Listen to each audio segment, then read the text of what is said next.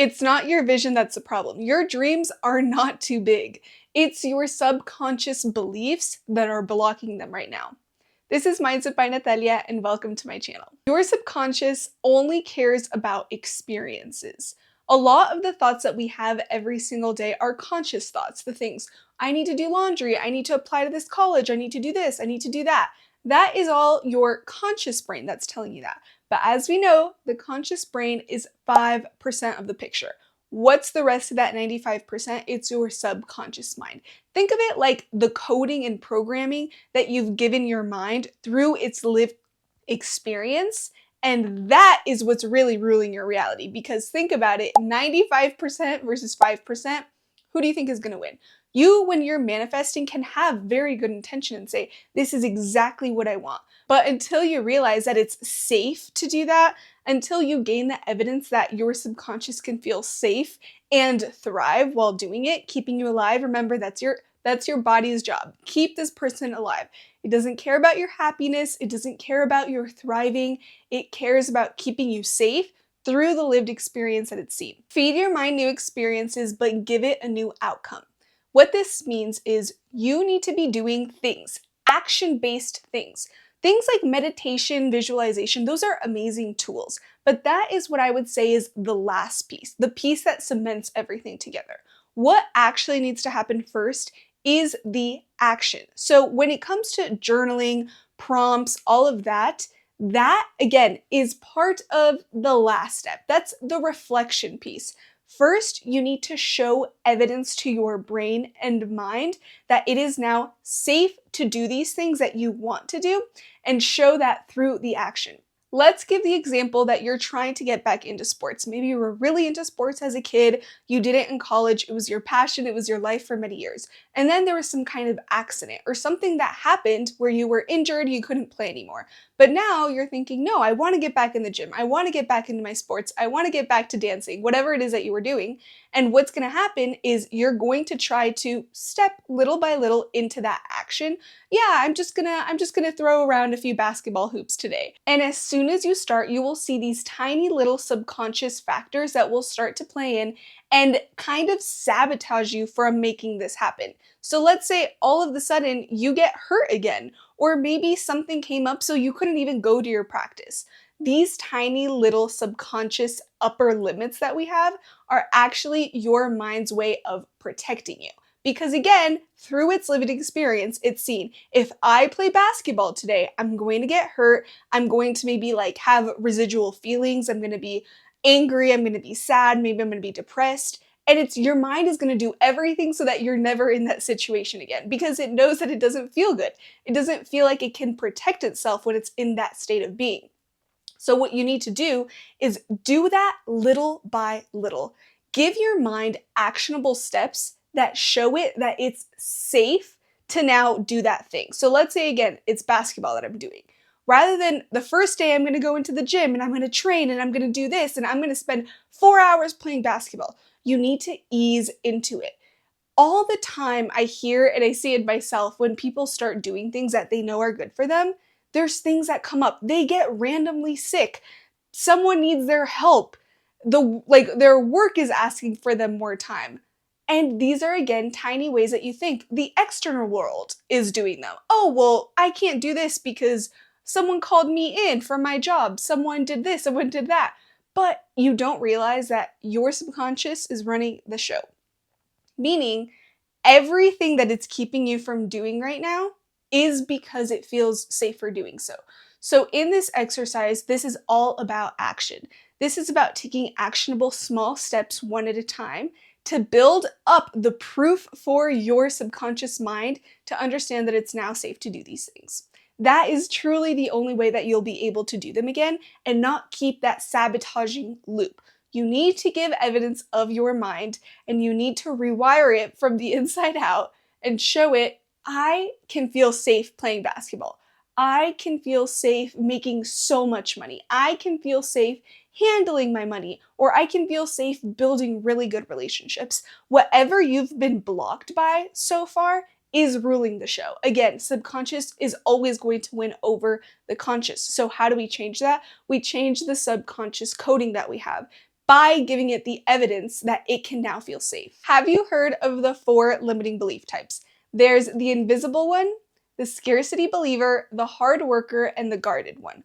All of these represent a different limiting belief that is right now ruling your subconscious. So maybe it's, I really want to be seen on social media. I'm starting my career. I'm doing this. I'm looking up all the statistics. I'm doing all of that work, that heavy work, but you don't realize that that for some reason does not feel safe to your subconscious mind. So how can I change that? You need to make it safe for it to feel seen. You need to practically take off that invisibility cloak. So all 4 of these limiting belief types handle something different.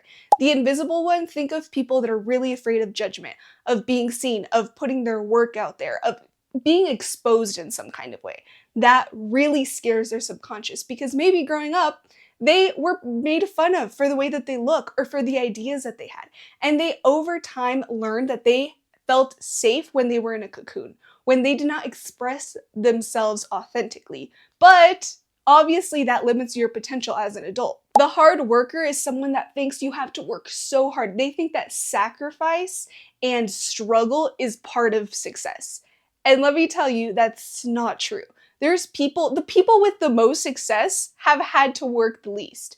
It's people that are in that constant loop of, I have to do everything myself. I can't outsource anything. I can't ask for help. Everything needs to be a struggle and a burden. Those people run into problems because then they just gain the bare minimum when they've put so much effort into doing it. The scarcity believer, on the other hand, is all about the fear of running out. They somehow in their childhood maybe saw a lot of fights about money, issues between their parents, always not having enough to pay the bills or cover the medical expenses, whatever it was. And because of that, they're always fearful that something is going to come and just take away. A lot of times it can be wealth, but it can even be, you can even see that as an anxious attachment in a relationship. All of these things come back down to your brain is, again, trying to protect you by not having you do those things. But again, what ends up happening is you end up sabotaging yourself and your own potential. The guarded one is all about worthiness. The worthiness wound is one of the most difficult because I think it's one that mostly everyone struggles with, but it's very difficult to identify or to even change. When you're genuinely feeling like you're not worthy of something, it's so small in your mind and you will make 101 excuses to not just say, you know what, I just don't think I'm worthy of this. It's the hardest thing to say because it's something that you're told. We're innately worthy. You have to believe that you're worthy. If you don't love yourself, no one else can love you. We hear all of these things, but that's why it almost blocks us in shame. We feel shameful that we don't think that maybe we deserve these things. We don't think that life can just be easy for us. If you want to find out specifically what your limiting belief type is, take the free quiz down below. Such a good quiz. It'll give you personalized results as to exactly what limiting belief you're dealing with, and then tools on how you can rewire that from there. How can you actually take the actionable steps, understand your past and how this came to be, reflect about it, and then cement that again with the affirmations and understanding yourself better. Once you've shown your subconscious new evidence, plus you've identified which specific limiting belief type you're dealing with, now is the time to just affirm everything, kind of like cement that all together. Take all of these little parts that we've been doing, the reflecting, the journaling, the action, all of these things come together and create that big picture of safety. This is what you're feeding your subconscious. I can feel safe to do blank. I can feel safe when I do this, when I do that. Even if to your brain it's subconsciously scary, the more that you expose that fear over and over and over again, and trust me, I know that that's not easy. It's genuinely like every day choosing to get out of your comfort zone. And that's the difficult thing. When you're choosing to get out of your comfort zone, a lot of times your subconscious can say, how am I doing this to myself? How am I making myself feel unsafe? But that's the thing, you're not making yourself feel unsafe because you're putting yourself in situations where in the past you've felt unsafe, but now you're rewiring the story and the outcomes so that you do feel safe. You need to act, say, and write this new energy. This is new energy that you're calling in. You're choosing to tell your subconscious, hey, I am going to be safe. You are going to be safe. We're going to do things that are going to get us out of our comfort zone. You're going to feel scary at first. It's going to feel scary and intimidating and overwhelming. But as soon as we get through that, and I prove to you that we don't have to be scared of that anymore, you gain resilience, you gain confidence. All of the things are on the other side of getting out of your comfort zone. Anything you want in life is on the other side of, I did the hard thing. After every hard thing, like when you're at your plummet, you are low, that is when you skyrocket up. Because when you were in that low, you had the faith that you could still make it up there. So this becomes personalized. Some people really like to write down their affirmations. I always suggest making your own affirmations or listening to them right before you fall asleep or right when you wake up, because we know that that time is in the theta brain wave state. Brain wave state? Did I say that right? I hope so. Well, all of that comes down to that moment is when you're most susceptible to receiving information. So if your mind, if your subconscious is really having a hard time with this, the more that you play these things over and over at the perfect period of time, which is right before you're waking up or as you're waking up or as you're going to bed, it's going to cement that. It's going to really be able to get in your subconscious. You're going to start speaking it. You're going to start saying, even though I'm scared, even in the situation, I'm still going to do it. You're going to say that to your friends, to your family, to anyone that comes near you. You're going to be talking about this new energy that you're going to be showing. Rather than talking about all the old experiences, well, yeah, when I was hurt and I did this and I felt horrible and I was depressed, you're not going to be focusing on that. You're going to be focusing on the new evidence and being like, oh my goodness, did you see? I did all of this practice today all by myself. Did you see that I made it on this new team? That is what you're saying to other people, but really when you're saying that out loud, you're affirming that to your mind. So it's like another way of showing your mind, I believe this now. And if you believe something, your subconscious mind will believe it. It's truly does work like that. Today's takeaway is your subconscious is ready to support you. You just need to give it new experiences for it to latch onto. Identify the limiting belief and affirm the desire that you want. This is your moment to choose exactly what you want. Exactly anything that it is that you want. Again, like I said at the beginning of this video, nothing is too big. Your dreams are not too big. There's just a lot of blocks. And when we clear those blocks, we skyrocket. All of a sudden, we're not like the hard worker that thinks that we have to struggle and have so much pain attached and only then will we be able to succeed. We skyrocket. Again, we don't just shift to the new level, leap here, we skyrocket into new possibilities because that is our innate self. There is nothing that we're pretending to be or change about ourselves.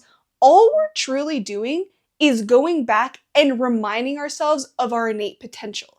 This is not something that you have to learn. It's kind of really something we have to unlearn. This is how we're innately born. We're innately born knowing that we're 100% worthy, that we have ease, that we don't need to struggle for things. So it's our job as adults to remind ourselves that. Thank you so much for joining me today. It truly does mean everything when you come back week after week to watch my videos. It really truly does mean a lot and it supports me. So thank you so much for doing that. Again, I will leave down below the free quiz that you can take to identify your limiting beliefs. Start rewiring again today, because again, this starts with action. This is not about woo-woo, let's say we want this and that. We're going to actually act differently. That is going to yield us the fastest results possible. With all that being said, thank you for watching today's video, and I'll see you in the next one.